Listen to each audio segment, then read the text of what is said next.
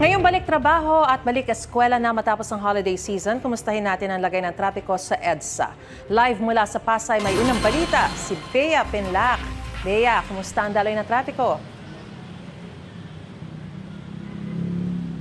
Maris, tama ka, no? First day back to work o back to school na maraming kapuso natin ngayong unang Monday ng 2026. Kaya kung dadaan po kayo ng EDSA ngayong umaga, pasili pa lang ito nasa likod ko kung gaano kalala ang traffic na sasalubong sa inyo.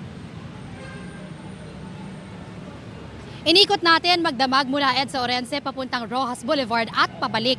Di gaya naman nakaraang araw sa kasagsagan nitong mga naunang linggo ng EDSA Rehabilitation, wala nang saradong lanes, wala nang gaanong build-up ng mga sasakyan kaninang madaling araw at bukas na rin ang EDSA Busway.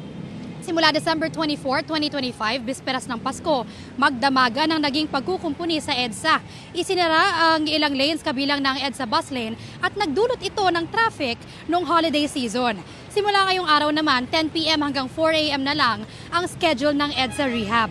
Pero nangangamba pa rin ang ilang motorista at commuter na baka kahit limitado na ang oras ng rehab, sakit sa ulong traffic pa rin ang ending.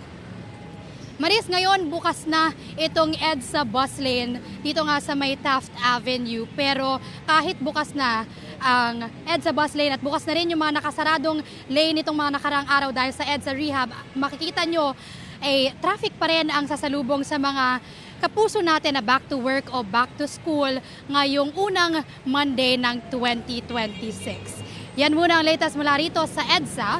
Bea Pinlac para sa GMA Integrated News.